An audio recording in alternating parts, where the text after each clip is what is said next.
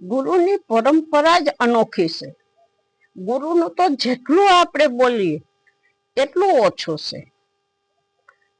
ભગવાન કૃષ્ણ, ભગવાન રામ એને પણ ગુરુ હતા ને.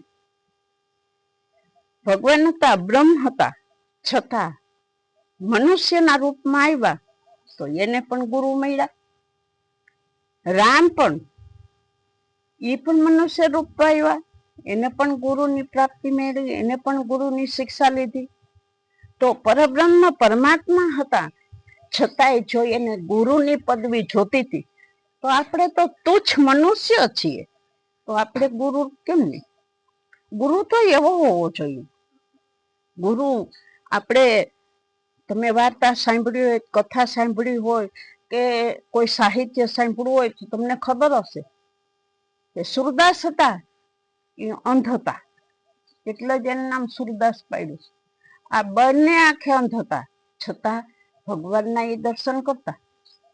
આખું બંધ હોવા છતાં, સુરદાસ હોવા છતાં જો એ ભગવાનના દર્શન કરતા હોય તો એવા ધોતીવાળાના પણ સાનિધ્યમાં જાઓ.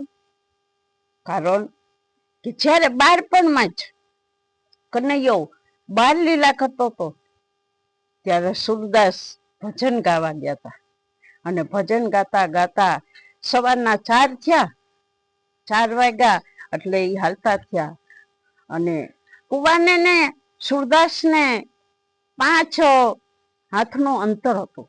ભગવાનને વિચાર્યું કે આ મારી આખી રાત મારા ભજન કીર્તન કર્યા, હવે જો એ હાલશે ને તો આખરી કુવામાં પડી જાય અને હું બદનામ થઈ જઈશ, અને દુનિયા મારે બદનામી ઓળખશે.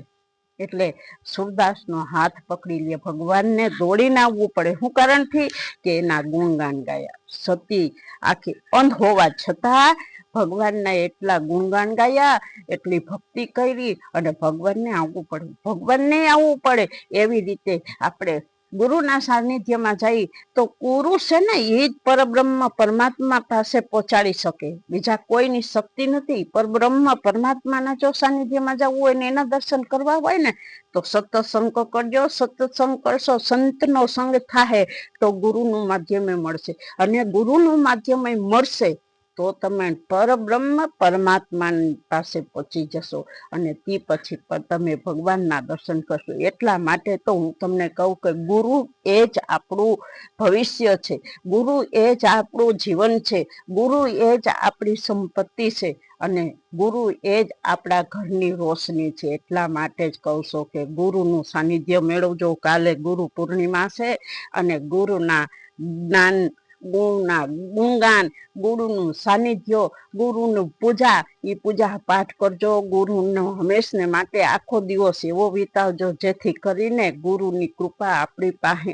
અહોમ રીતે અને અઢળક તમે આનંદ કિલ્લોળથી તમારું વરસ વિતાવી શકો. એટલા માટે હું ગુરુની ઈ માટે જ આ ઉપમા આપી છે, અને આ તમને ગુરુનો વિડીયો અને ગુરુનું જે તમને મેં માહિતમ દીધું એ તમને ગમે તો શેર કરજો, સબસ્ક્રાઇબ કરજો ને કોમેન્ટ કરજો, ભૂલતા તો નહીં જ હો.